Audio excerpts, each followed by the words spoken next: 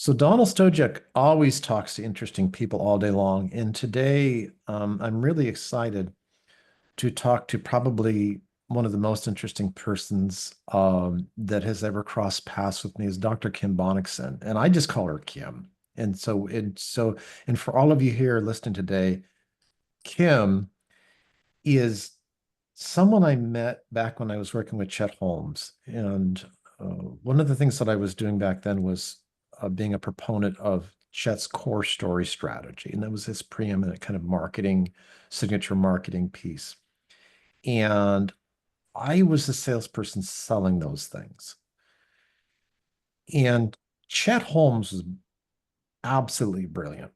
But I will tell you what made the core stories work that I sold is because it was Kim Bonniksen, Dr. Kim Bonniksen, um, who put those things together. And because her doctorate is in research, and the core story strategy really is about finding what is missing in the marketplace. What is nobody talking about, right? And doing the right kind of research to reset the buying criteria. But what I have noticed about Kim over the years is that she didn't stay there. She has improved this strategy like massively. And we might talk about that today, we might not. But I want to tell you, in life and in business, there are dragons. There are dragons out in front of us.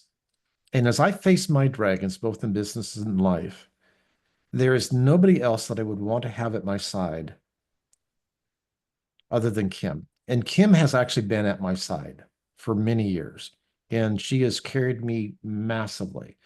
If you've got a dragon that you're facing in business, you want Kim Bonniksen on your side because she will help you slay the dragon massively.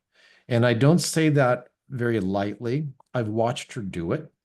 I've watched her take down some of the biggest dragons that you could ever imagine. Um, and with that, what I would like to maybe ask Kim, because here we are in this year, and there's a lot of turmoil out there in the world. And there's a lot of turmoil in business. What do we do, Kim? As business people, as people that are trying to make it out there, how do we attack those dragons so that they don't burn holes through us? Way to start lightweight, Donald. And Ain't and no maybe and fireside maybe chat. just my word of introduction. There again, Kim's got a doctorate in research. Um, when you think of names like Tony Robbins, or if you think about companies like Costco, and Kim is behind some major paradigm shifts and some big things out there. But she's also done it on a small level as well. And she's also done it in her own life. She has three wonderful boys and a wonderful husband.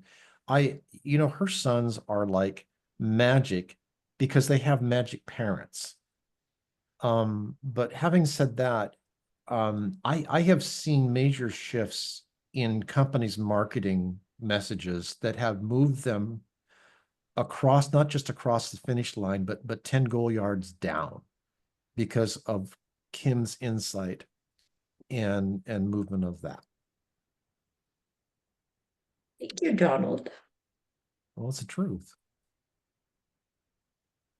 So to answer your question, I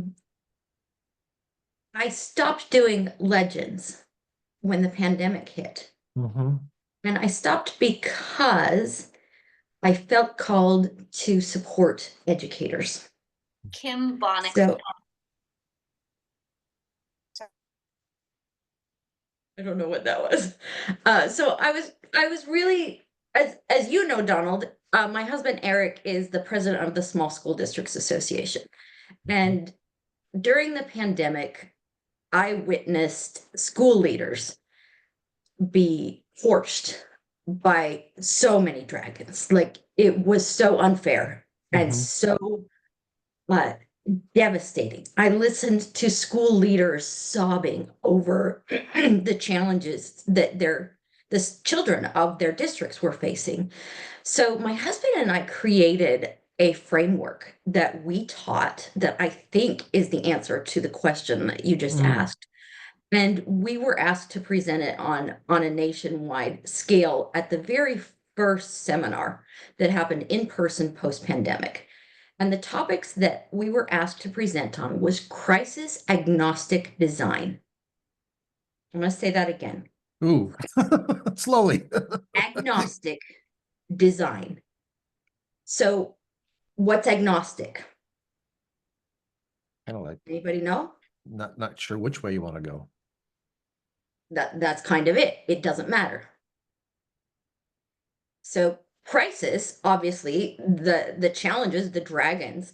So the concept of it is to design your life, to design your systems in such a way that regardless of the crisis, you continue to operate at your true levels.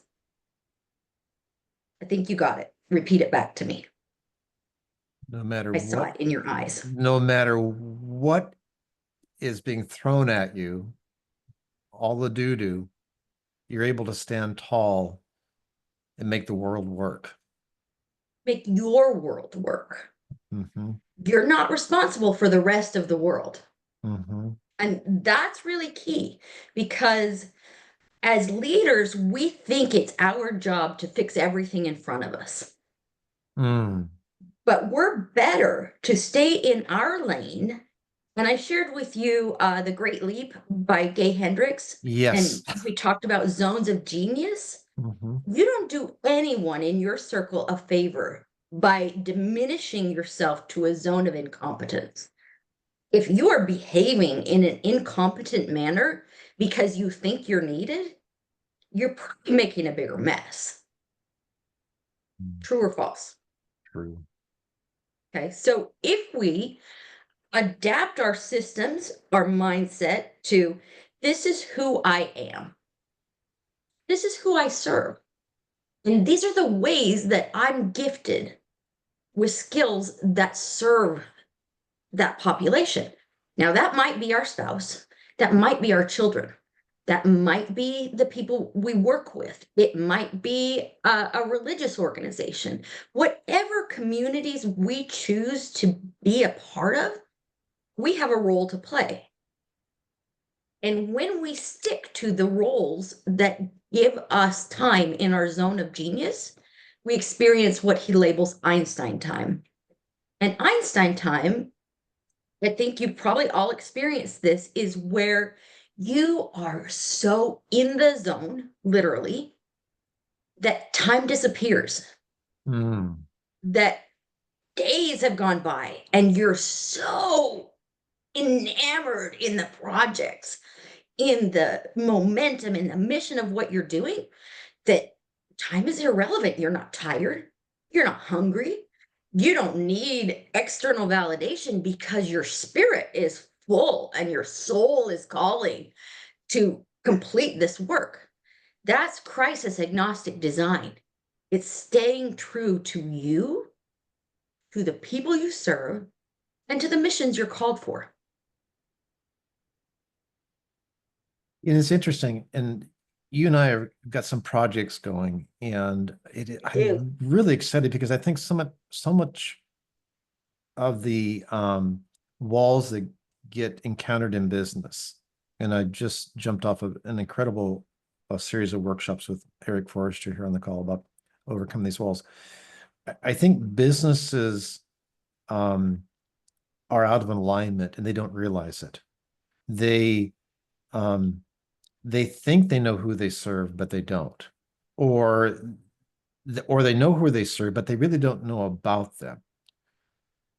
But I think more importantly, as you're mentioning that, because there again, so many people on this call I've recommended that book to, but the Kim is the source of recommending it to Donald's, full disclosure. So if you want to know the source of Donald's genius, it's Kim Bonniksen here. So yeah, I'm pulling back the curtain and you're seeing the wizard say, what's behind the curtain? For me, one of my wizards, one of my main mentors is Kim.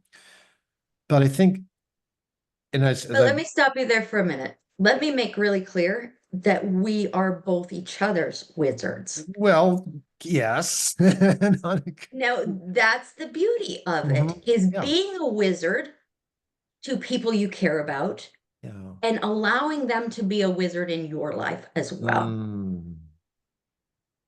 Because when you encourage that synchronicity, you grow exponentially in your ideologies, in your capacity, in your levels of happiness. All of those feed off of each other in a cycle that is self-generating. You don't need to go to the gas station. We Yeah. are each other's gas stations. Yeah. Yeah. And the back to that and to the thread there too, it's like knowing you have to know your market better than they know themselves. But before you can know your market better than they know yourself, than they know themselves, you have to know who you are. And I think so many and what Kim and I have found as we go into so many businesses is they don't know who they are. And so they're thinking, why is my message, why is my social media not working? Why are my emails not being opened? Or why are we stagnant? Why are my employees not showing up? Or why, if they're showing up, are they not working at their potential? It's because they really don't know themselves. And so part of her genius, I think, the zone of genius within the research is not just having the research that looks outward, it's the kind of research that looks inward as well. And then you've got to be able to make the connections between the two. And that's part of the magic. Could you tell us more about that, Kim? So the way that you and I tend to explain it when we talk to business owners uh, is using the metaphor of a jar. Mhm. So if you're the jam inside the jar, you can't read the label. Mhm. How do you read the label? If you're the business owner inside the business, you have no objectivity.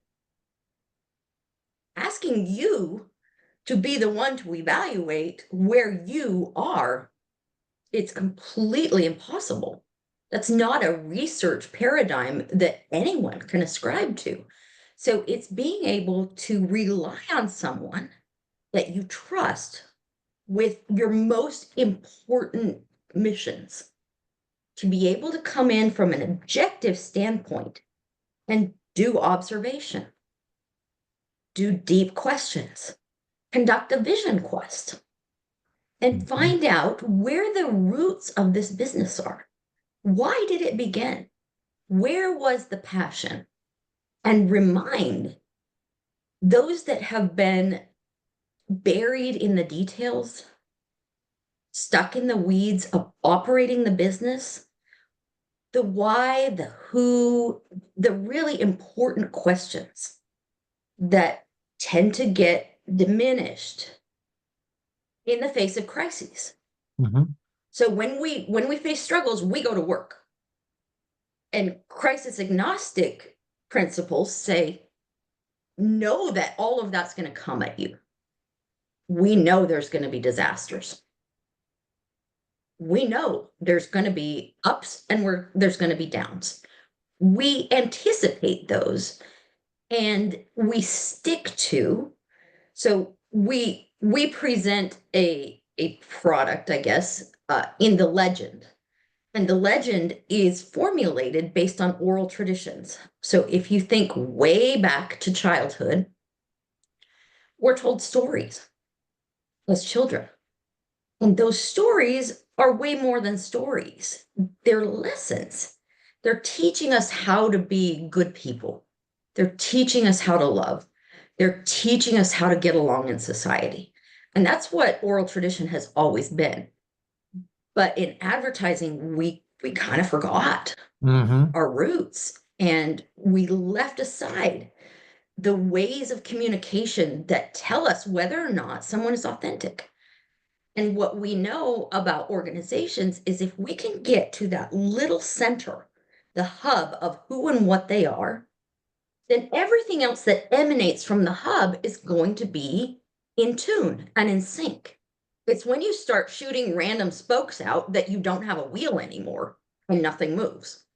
But if you keep the hub, your legend and your truth succinct and always constant, So if you feel like things are going wrong, you go back to the hub and you say, okay, where did we get off from who we are? And maybe you've changed a little bit who you are, but that's going to be little micro transitions. You don't have a day and night of I'm this business today, I'm this business tomorrow. If you do that, you're a liar and you're a scam and you deserve to fail. Do you think the example of that major wholesaler retailer that charges a membership fee would be a good example of what we're talking about? Probably. And does anybody know who we're talking about? When I say a major retailer that has a membership, and if you want to know who is responsible for a paradigm shift, we have her on the call. So to be really transparent, it wasn't necessarily a shift or change. It was a return to their roots. A recalibration? A recalibration. I was waiting to use that word. Oh, good. As Kim and I are on a project to help some businesses recalibrate, okay, just to show you the power of it.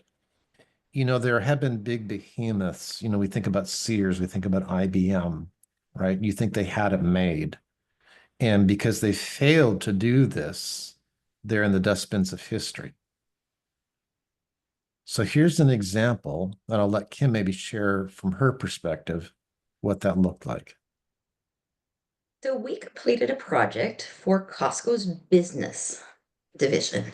So if you remember, so Costco started in your state, Donald. Yeah, right in my Washington. backyard. I mean, literally, I think I was a member at store number 3. Yep. So originally, Costco was not what we see today, which is largely consumer driven. It was the warehouse for businesses, especially small businesses.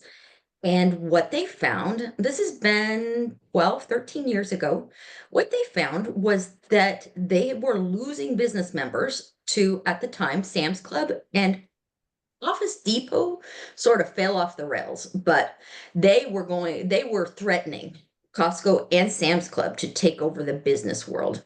It didn't happen. I don't know if I had anything to do with that. Maybe.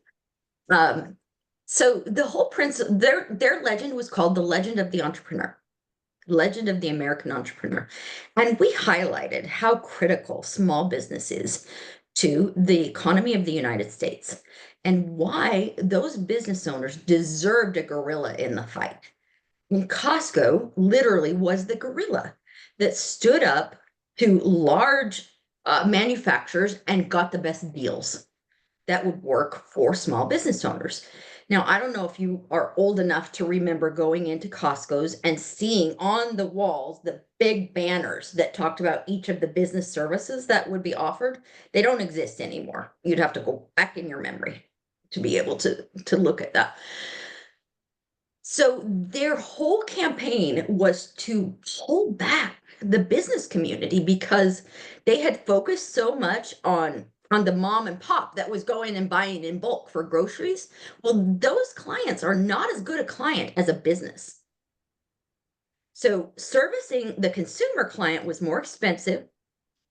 It was more competitive, less reward, but that was all where all their energy went. And so their leadership hired us to shift that back. So it wasn't new. It was, we got off. Our spokes are not where they're supposed to be anymore. And so we did this huge campaign where we used call centers. We communicated directly with every business owner that was a Costco member, and we conducted original research to see what they needed. What do we need the gorilla that is Costco to do for us? And we switched that messaging and put the narrative back to, we are your advocate. We are the gorilla that will come in and decimate the world where small business owners are taken advantage of, where they're charged more because they can't afford to buy in bulk. So as a group, we knew we needed, say, banking services, credit card processing. We needed access to health insurance. stuff that the mom and pop consumer walks by and says, I don't need any of that. I got coverage. But small business owners, that's life and death. That's keeping their family secure. So it was a shift. And interestingly enough, that is the first legend that was a shift from core story. So a little bit of drama, Donald. Yep. I So, remember. yeah.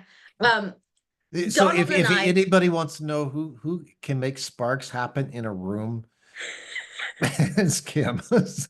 we lit it up. So here's the scenario. Our mentor, Chet, was diagnosed with leukemia.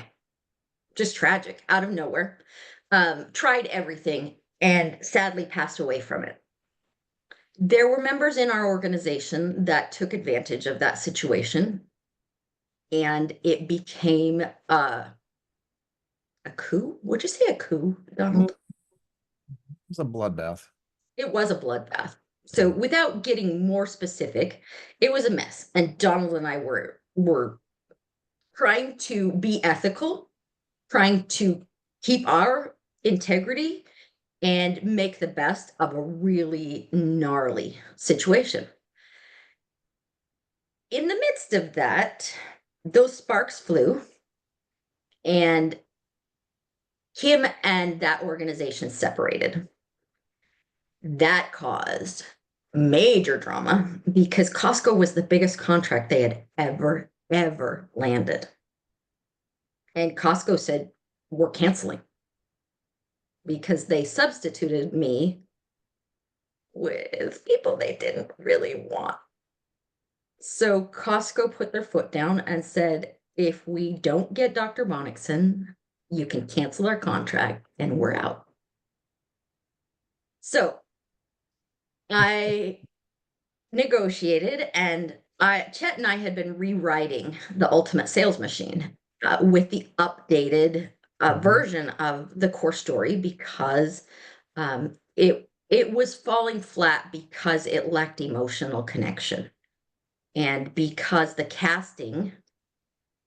I'm kind of rambling, Donald. Am I making sense still? If it basically Chet's signature thing is the core story, but I think where Kim took it up a notch is like core story meets hero's journey meets Yes. actually anthropological fact to what actually works. And so I think Kim was able to distill it down from a nice theory that might have worked a couple times to actually a working model that works pretty much every time, because it actually follows the Ancient pathway wisdom. that humans actually live. I mean, I know it's shocking, but rather than fighting anthropology, let's see what can we learn about that. And Kim's brilliant. She's distilled it down to a process that each one of us could find great power in. So the very biggest difference between what we were offering to what we were transitioning to and what Legends became was the casting of the characters. In Core Story, the hero of the story was always the speaker. It was always the company that we were writing the marketing for. But the challenge there is if that's the hero, then the target market becomes the victim. Mm-hmm. And nobody likes that casting. And for the longest time, they kept saying, Kim, you got to figure this out. Why are they so angry at us when we're going to deliver this? And I'm like, well, you're ticking them off. You're insulting them. I'm like, and so the sales team, if a sales team was utilizing that strategy, so much of their sales call was overcoming objections. Were they getting sales? Yeah, but the energy was at the wrong end of the spectrum. So the shift, the big shift, the ideological shift is, why do you have to be the hero of your own story? Why can't you be a guide? Why can't you be the Yoda? Let somebody else be Luke Skywalker. You're not young anymore. You don't need to go out and do all of the mountain climbing. You can be the guide that shows the way. And that shift is in tune with our ancient strategies of persuasion. Because if you're the guide, you care for the hero. You mean it when you say you want them to succeed. and you're invested with them. So we had already presented this to Costco as the ideology, right? So now they've been asked to go back to traditional, which is all pain, pain, pain. You're broken, broken, broken. Let us fix you, fix you, fix you. And they revolted. It was really ugly. So I heard, because I wasn't in on these meetings. Were you? No, but no, but yes, I heard. Did you? Oh gosh. Now I'm curious. We 'cause- knew, well, I knew things were not right. You know what I mean? You could see Yeah. you could see the blood coming under the door. So at any rate, we made a deal, and Costco is the very first legend published, Legend of the American Entrepreneur. And And if you get a it's Costco done well. magazine and you Mhm. see Costco highlighting small businesses, see that's kind of a result of that. And and so you see part of the thing here is that, yeah, this is a great idea, but how do we actually do it? In other words, you got to make your ideal client, the marketplace, the hero. And you've got to be the trusted guide. Okay, great. Wonderful theory. But how do we get there? And so that's where the deep research comes in, knowing how to do that. And there's really a kind of a detailed process in there. Is it simple? Yeah. Yes. Is it easy? Yes. No. Well, If you take away all of these inhibitions and all of these external things, it's instinctual. If you just give in and trust your gut, it's so easy. Yeah. It's the easiest marketing you'll ever do. And Tom, you're listening so intently, and I'm watching I know how your brain kind of works there. Questions. What's resonating here? Where are you in a fog, or where's this bringing some massive clarity? It's I'm very present, but I'm also kind of distant from everybody else too, because gorilla kind of came up a couple times. I've been seeing that word come up a few times recently, and and you talk about the hero's journey, and there's a program that I went through that involved the hero's journey, and through that hero's journey, I don't know if I acquired, I was given the name the Dorilla as opposed to the gorilla, because it's a creature that's a half the female deer, but the other half is a gorilla. So it's very kind and gentle and loving, but it's also this big, massive, powerful beast. So there's a lot of things that are just kind of coming up that are kind of outside of this conversation, but are applicable to me, if that makes sense. Yeah, that's kind of cool, though. Isn't it something? Yeah, I'm trying to figure out what's trying to speak to me, or what I'm being told, or what they're trying to tell me. So excellent. Anybody else? So, Donald and Kim, this is fantastic. I'm fairly familiar with the core story as it appears in Chet's book. That's my only experience with it.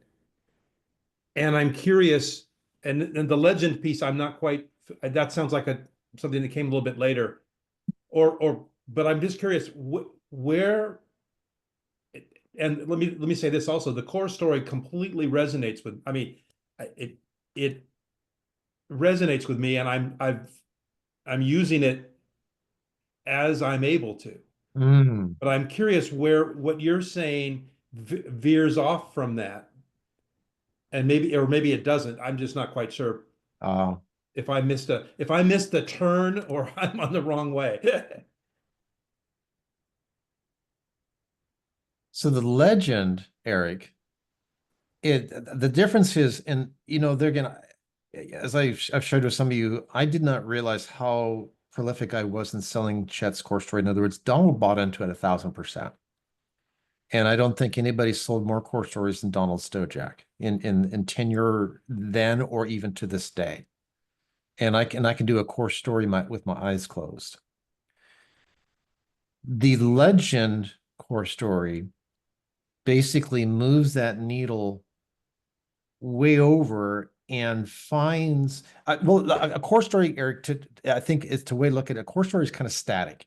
Okay, it kind of sits in a place.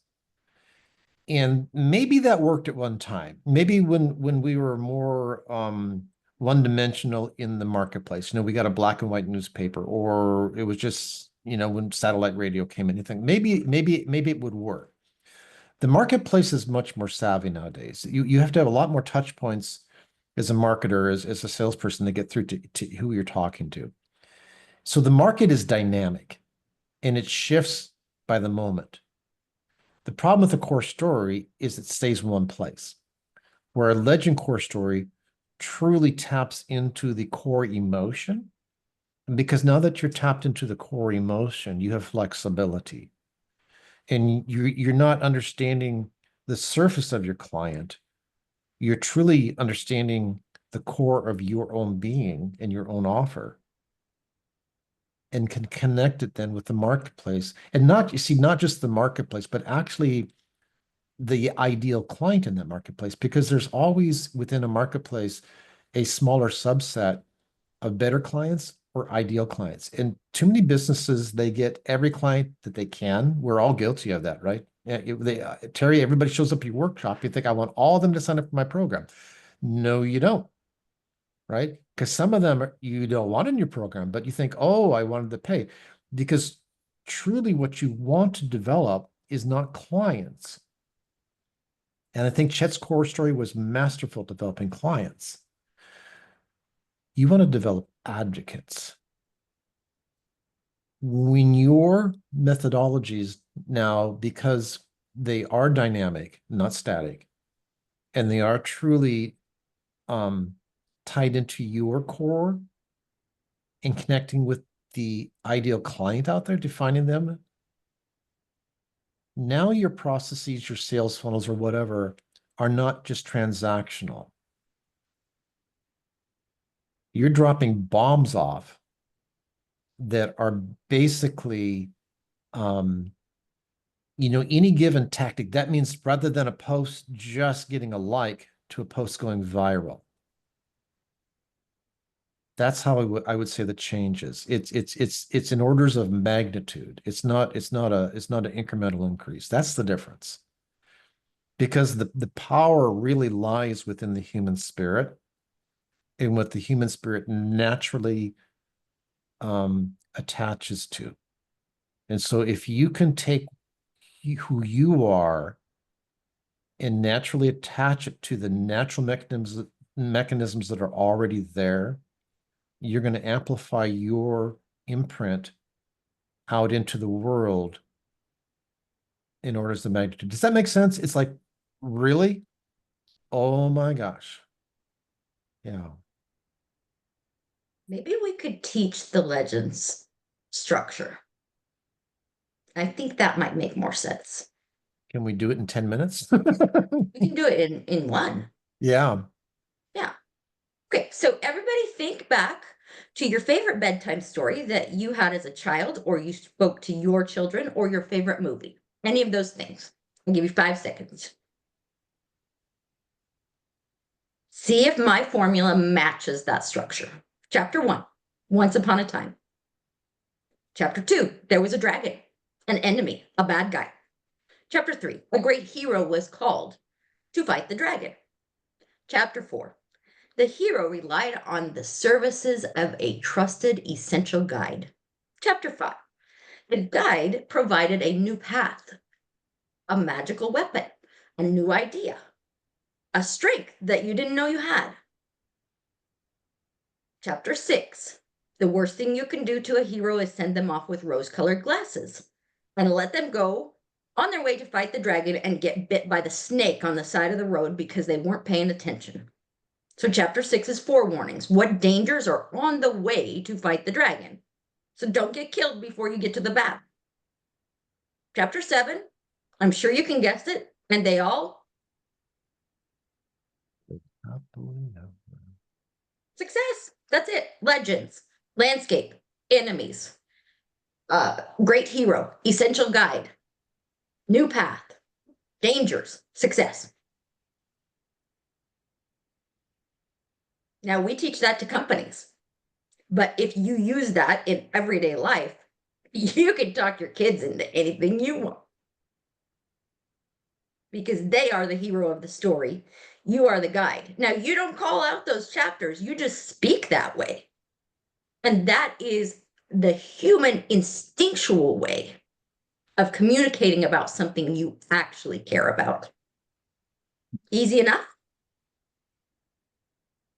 Questions, thoughts? Where do we apply that? How do we do that in our business? Do you want me to say the chapters one more time? So write out legends down your paper, LEGENDS, landscape. Here, I got a picture. Landscape. Enemies. Great hero. Lousy tape. Just kidding. Essential guide. New path. Dangers. Success. Now you can tell that story in 30 seconds. You can tell it in a weekend seminar. The length is irrelevant. If you use every element of those pieces, it resonates as truth. That's when you trigger the gut reaction of, I believe you. I'm in. Sign me up. Eric, you're smiling. And I know why you're smiling. Yeah, this is, I'm going to leave out the bad adjective. This is brilliant. I mean, it's brilliant and it's organic. Oh, Any human can put this into his or her or their language, depending on the circumstances and who they're talking, or yeah. no. Does it kind of make you say, duh? Yeah, well, Why haven't I always done this? I wasn't allowed to say duh as a kid, so but yes. It's like, shit. This is basically Joseph Campbell, The Hero's Journey. It is, Star but Wars. know that Joseph Campbell took it from ancient Aboriginal stories. Yes, yeah, absolutely. Yeah, So did yeah, Aristotle. but I love it how you reframe it. So, because in a selling point of view, again, we're the trusted guide, and the hero in the journey is the company that we're working with. And if we can take them on that journey and tell them that story, Yep. and put them in that place, and that's a totally new way of thinking about the selling. Yeah. And that's, yeah, I love it. Yeah. Do you think it's complicated? Not at all. Oh, I do. I feel the same way. Like, you're revivifying something that's ancient, that because it's universally true and it crosses all kinds of traditions and disciplines and domains, but to bring it forward in a new, fresh way, I have like increasing respect for that process as just something like you see, like the more you live on. I used to think things are derivative or da da da da da, but I don't think that at all anymore. Like, I think that this is part of, like, that it's important to bring these ideas forward and make them relevant in different domains or to different audiences and things, because they do have the weight of truth, right? They work. They work because they're related to psychological steps. And like you're saying, I love, Kim, when you're like, this is how you connect with your child and bring them around to, like, to really what it is a shift in an energy that you can, that's what you're doing. You're shifting the energy so you can direct it. You can do that for whatever purpose you want, whether that's to, to move people toward a sale, or, to just sort of get to yes in anywhere, or to, get your patient to work with you. Like, I work in medicine. So you want to give them a sense of like being powerfully related to whatever is coming next, So any way that we can move them along a set of steps that we know is reliable, to be able to get that shift in energy and then potentially direct it to something, whether that's like vote this way or buy this thing, or maybe you do want to continue with your piano lessons, or let's find out, or whatever, So yeah, it is brilliant. And I do see like it's truth. Like it's the real deal. Thank you for sharing this take My on pleasure. it. So we've seen a lot of really ugly things in the news lately. We've got Palestine. We've got all kinds of change happening in the United States that is making people really anxious and really sad and uncomfortable. And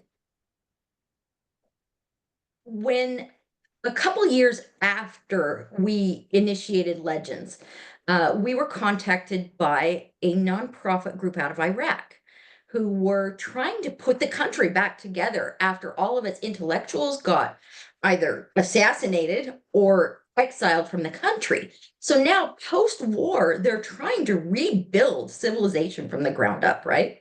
So they asked my team to come in and help them over a 3-week training session of the top people they could find, right? So I'm preparing for this trip, which, by the way, we didn't get to go on because we were going to meet in Turkey because it was the safe, neutral ground. But the Turkish had a revolt the week before we were supposed to go. But I thought, okay, this is going to be a true test of whether or not these chapters 1 through 7 actually are universal. And I thought, if anything is going to break this formula, it's going to be a completely different style of upbringing and history than our Western world. I mean, it's about as opposite as we can get. So I went back to ancient Shia, ancient tribes in Iraq, in Iran, in all of the Middle Eastern territories where we see so much violence and so much turmoil. And you know, their folklore matches the folklore of Australian Aboriginals, of South American Aboriginals, of ancient European tribes, of the Asian continent. You name it, I have yet to find one ancient culture that doesn't match this formula, which to me as a researcher says, this is not a human invention. This is a human gift that is given to us by the mere fact that we are human. And it's an instinct as innate as the sucking reflex of a baby. This is how we tell whether or not someone is in our circle, part of a group we actually can trust and rely on. And those are instincts. And you cannot supplant an instinct. When you get into a situation where you read, thank you for the comment on the energy, when you read that energy shift and all the words are right, but your gut is screaming at you, that's what's happening. And you know where it plays out in the most unusual places. I found as I do my work, because I've kind of gone deep on all of this stuff with Kim for a number of years. I was training a sales team on Tuesday, and they're struggling. And what sales team is not struggling nowadays? Because it's hard out there, right? And I basically said, grab a pencil, draw a circle. You know, where am I with that? Right? And I says, now, rather than forcing people into your offer, draw them into your circle. And you would have, if you could have seen their faces on the Zoom call, their jaws dropped, right?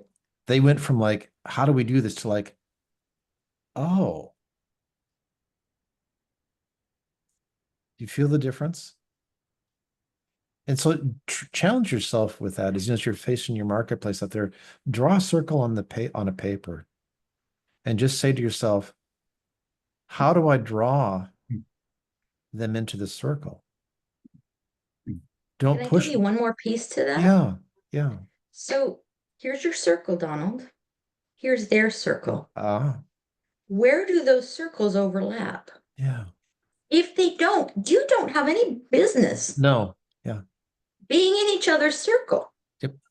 So where do those circles merge, and how can you make that circle better because of that overlap? Yeah. Where in your world are you in service to them? Because the fact of the matter is that every hero is also in service to their guide. They give as much as you give. Mhm. This is not a one-way street. Every hero feeds you back empowerment, feeds you back the assurity, the knowledge that you're doing good in the world, and that gives you momentum. Buy one, give one. Yeah, Anybody?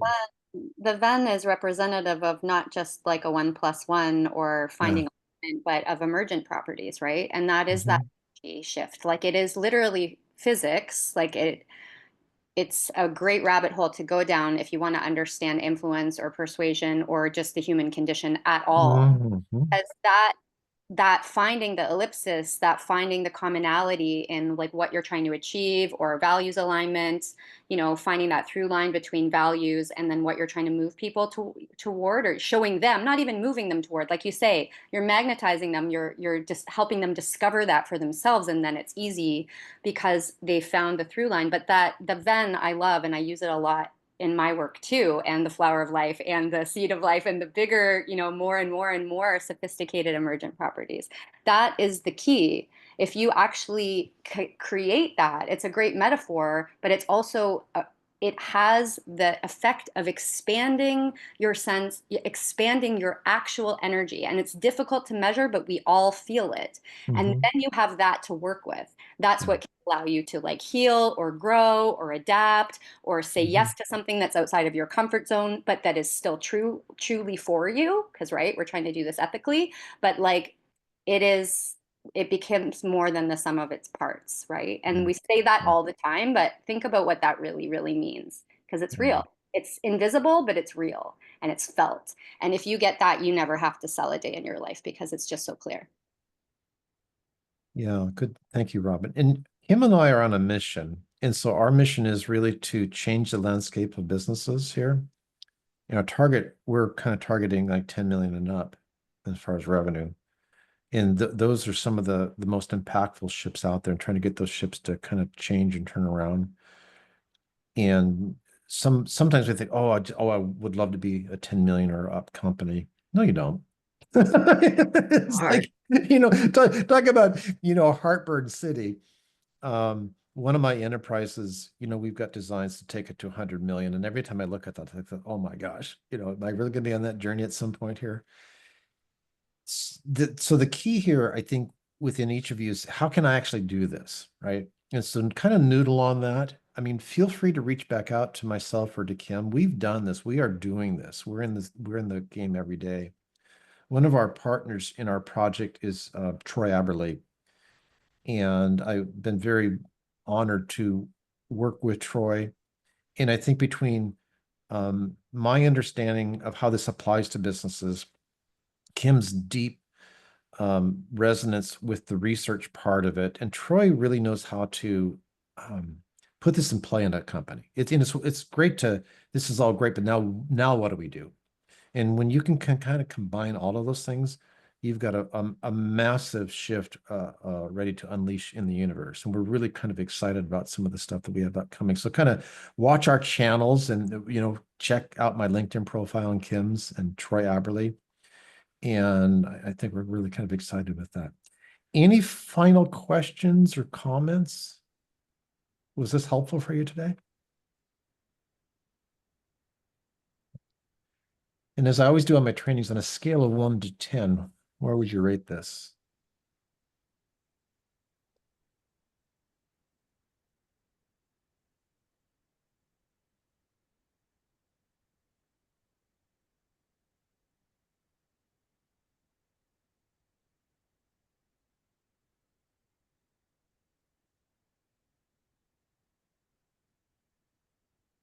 You have to come off mute.